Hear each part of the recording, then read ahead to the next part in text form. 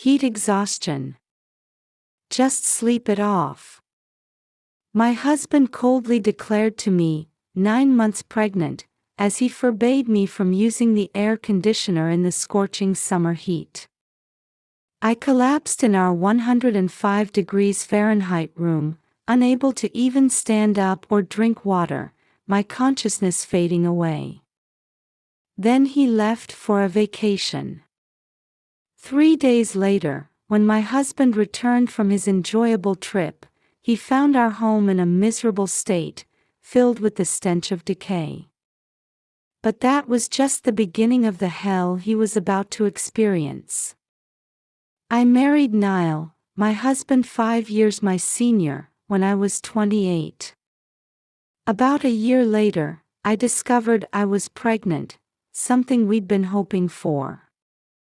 Though his mother lived nearby, we didn't interact much, but she was delighted to hear about her first grandchild. To everyone else, we seemed like the perfect couple.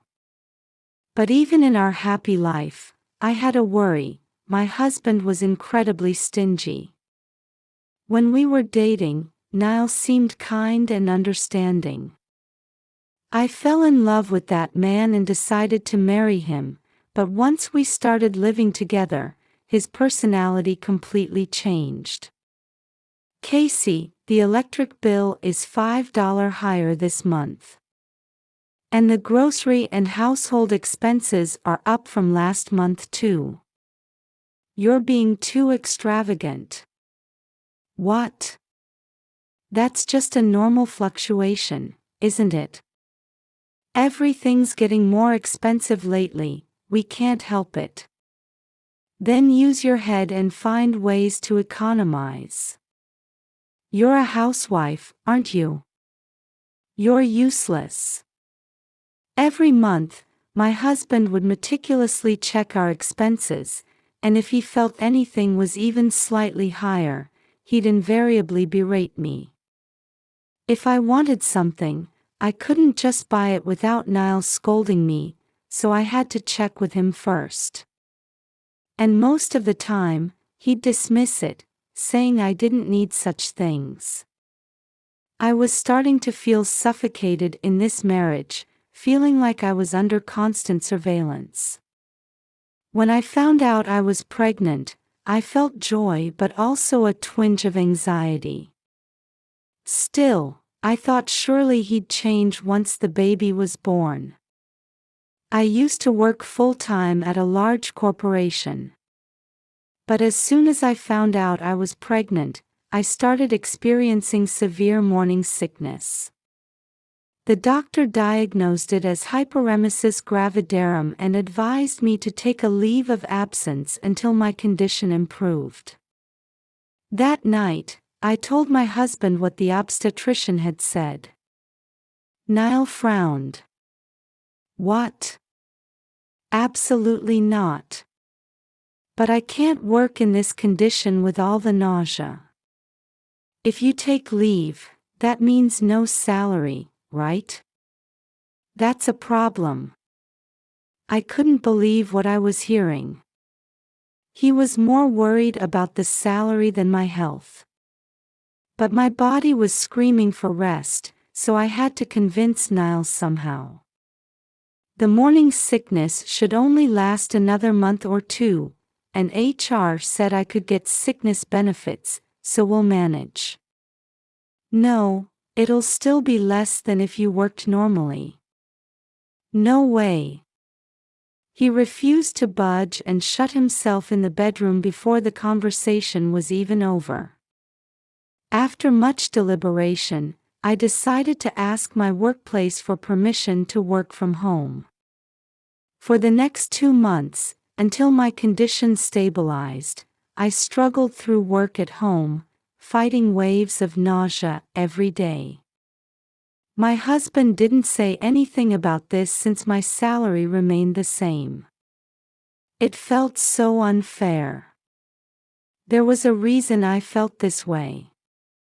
While my husband was extremely critical of our living expenses and my purchases, he was quite extravagant when it came to his own spending. He'd buy whatever he wanted on a whim, and his clothes were all brand name items. My dissatisfaction with my husband, who loosened the purse strings only for himself, kept growing. But whenever I pointed this out, he'd fly into a rage, and his bad mood would last for days, so I gradually stopped saying anything. As summer arrived, I finally entered my 9th month of pregnancy. I had started my maternity leave a little earlier and was enjoying peaceful days at home, preparing for the baby's arrival while doing housework. However, my husband seemed displeased with this situation. "The electric bill has gone up since you've been home."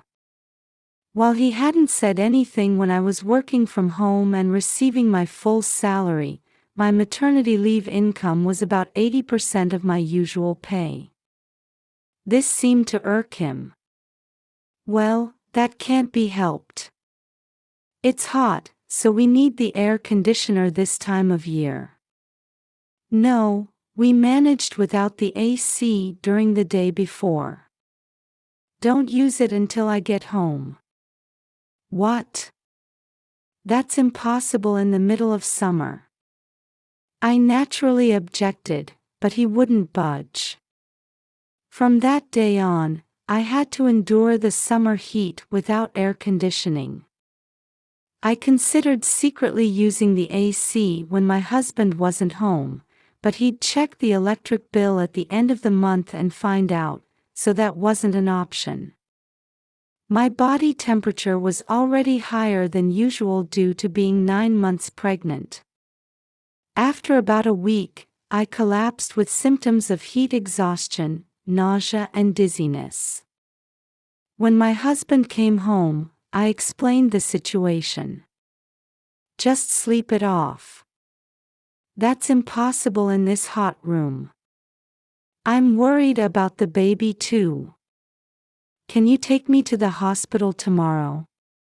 I'm going on a 3-day company trip from tomorrow." "So, no." I was shocked by my husband's casual words. I hadn't heard anything about a trip, and with my due date so close, he was going to be away for 3 days. Ignoring my shock, Niall cheerfully packed his bags. The next day, before leaving, he warned me, "Don't turn on the AC until I get back. The electric bill is too high.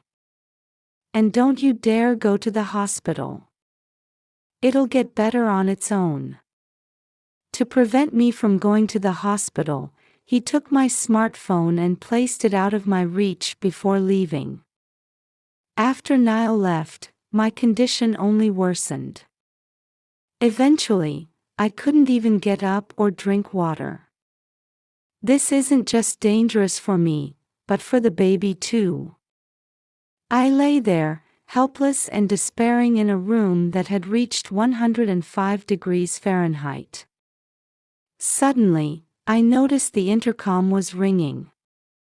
It seemed I had lost consciousness, and it was already dark outside. I was too weak to get up and answer the door.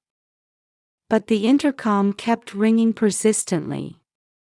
Who could it be? As I pondered hazily, I heard a familiar voice calling my name from outside the door. With a start, I gathered my last ounces of strength and crawled to the entrance, using that voice as my guide. Just as I managed to unlock the door, I completely lost consciousness. 3 days later, my husband returned home. As soon as he opened the living room door, he covered his mouth and nose. He was retching at the terrible smell. "What's this smell of decay? And all these flies? Oh no." Niall frantically searched the room, seemingly looking for something. He returned to the living room and stared intently at the sofa and blanket I usually use when lying down. He seemed afraid to touch it. Then, as if struck by an idea, he started making a phone call. A ringtone sounded from high up in the living room. It was probably my phone he was calling. But the phone he had taken from me before leaving was still there. My husband looked around, found my smartphone, and picked it up. So, it must be. Once again, he tried to reach for the blanket on the sofa. I'm not there. Ah. Niall was so startled by my voice coming from somewhere that he lost his balance and fell onto the sofa. Then he started apologizing. I'm sorry. Did you think I was decomposing under that blanket? Huh. He looked around, then suddenly yanked off the blanket. There were just some cushions piled up underneath. Hey, where are you? My husband's voice was angry now, demanding to know where my voice was coming from. At this point, I wasn't actually in the house. I was watching what was happening inside through a baby monitor camera my colleagues had given me before my maternity leave began. I'm here. Can you hear my voice coming from that small thing next to the TV? Huh? Where are you talking from? He asked irritably. When I told him where I was, Niall rushed out of the living room. Within 30 minutes, my husband arrived where I was. Why did you go to the hospital without my permission? You disobeyed me. He shouted as soon as he saw me. I was lying in bed with an 4 drip, but my husband didn't even offer a word of comfort at the sight. Yes, this was a hospital room. A room with proper air conditioning. I'll explain later how I ended up here, but my husband started saying things like this. This is a private room, isn't it? Do you have any idea how much this costs? I didn't answer, just stared at Niall. And what's with the smell in that room? It stinks, and there are flies everywhere. We can't live there like that. Do you know how much house cleaning will cost? As my husband went on and on about money, I let out a heavy sigh. Was it really that bad? That was the leftover food you didn't clean up 3 days ago. Scrambled eggs, blueberry yogurt, what else was it? Of course it would rot if left in a room without air conditioning. You see, on that day, I was too sick to clean up Niall's leftovers. And then I was hospitalized, so everything was left on the table. Weren't you worried about me and the baby, telling us to sleep in a room hot enough to rot food? If you had cleaned up properly, there wouldn't have been a problem. You're always exaggerating things, first with morning sickness, now with the pregnancy. My husband sneered at me, saying outrageous things. I could have been the one rotting there. It was that dangerous. I was utterly disappointed in Niall. But he showed no sign of remorse. Even if you don't care about me, I can't imagine raising a child with someone who doesn't worry about their baby. What are you talking about? Are you planning to become a single mother? You can't raise a child alone. Besides, being a single parent means living in poverty. Don't you think that's pitiful for the child? Niall said with a smirk, looking down on me. How far is this man going to belittle me? Suppressing the urge to slap him, my heart was burning with a desire for revenge. Suddenly, the door to the hospital room opened, and someone walked in. My husband was surprised to see this person, his eyes widening. "Mom, why are you here?" I called her. "Is that a problem? Besides, she's the one who saved my life." You see, it was my mother-in-law who had rescued me from the house and got me admitted to this hospital that day. "But I thought you didn't like Mom." "Huh? You're the one who's been uncomfortable with your mother and avoiding her all this time, right?" "I've been exchanging contact information with her and keeping in touch occasionally." "I never heard about that. Did I need to tell you?" It seems Niall found his strict and nagging mother bothersome, but that was just her motherly love. However, unable to see that, my husband had unilaterally distanced himself from her. As for me, ever since I reported my pregnancy, I had made it a daily routine to reply to the morning emails from my mother-in-law checking on my condition. Of course, I found it difficult to consult her about my troubles with Niall's excessive frugality, but I was encouraged by her kind messages that arrived every day.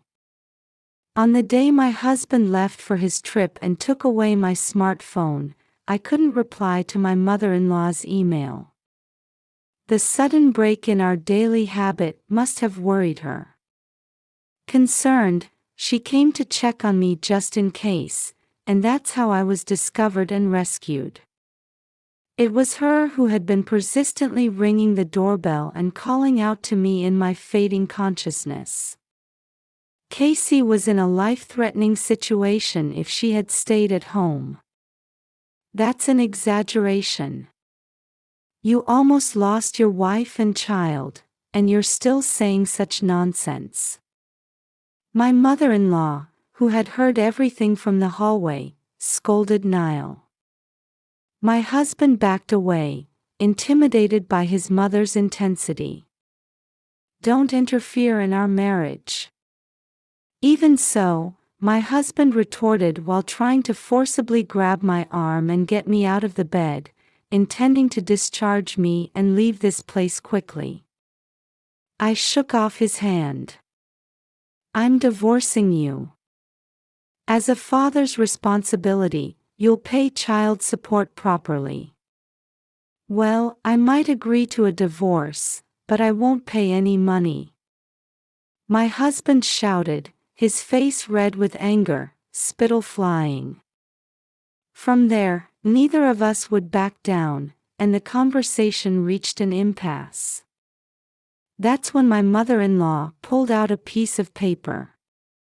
"It's not that you won't pay, it's that you can't pay, right?" What my mother-in-law thrust at my husband was a debt collection notice. "How did you get that?" Seeing it, my husband was visibly shaken, cold sweat breaking out on his face. Actually, my mother-in-law had found that letter in the mailbox when she rescued me. I was shocked to see this. "So that's why you were so keen on saving money and wouldn't let me take time off work. You were planning to use my income to repay your debts. How I use the family's money is my business." It seemed she had hit the nail on the head. He stumbled over his words for a moment but then spat them out as if in defiance. Just then, there was a knock on the door, and a nurse came in to announce it was feeding time. My husband tilted his head in confusion. When I was brought to the hospital, I was in a critical condition. Judging that both mother and child wouldn't survive otherwise, they had performed an emergency C-section. It was all thanks to my mother-in-law finding me at that crucial moment and calling an ambulance. I had been covering my stomach with a blanket on the bed since Niall arrived, so he hadn't noticed that I had given birth. Pay off your own debts with your own efforts. Because of your selfishness, we were put in mortal danger. You don't deserve to be a father. Sensing my firm resolve for divorce from my expression, my husband suddenly became flustered. I was wrong. I'll apologize, so let's reconsider the divorce. It's too late. I've been patient for so long, but this incident has completely drained my love for you. Please, don't abandon me. Mom, say something to her. Niall, now in tears, turned to his mother for help. I'm on Casey's side. I don't care about you anymore. No. Mom, Casey, please don't abandon me. A father like you is worse than no father at all. I'll raise the child on my own. When I firmly rejected and pushed away my husband, he was dragged out of the hospital room by his mother. After that, Niall reluctantly signed the divorce papers. I hired a lawyer and made sure to establish a proper agreement for child support payments, securing a promise of $700 per month until the child turns 18. Without my income that he had been counting on, my ex-husband quickly ran into trouble repaying his debts and was evicted from our apartment. Now, it seems he's sleeping in the park and working day and night, trapped in a cycle of debt. As for me, I'm managing quite well with my own income and the child support, enjoying a life with more freedom and less stress than before. My mother-in-law still visits every 2 weeks as the child's grandmother, maintaining our relationship. I hope to continue watching my child grow alongside her.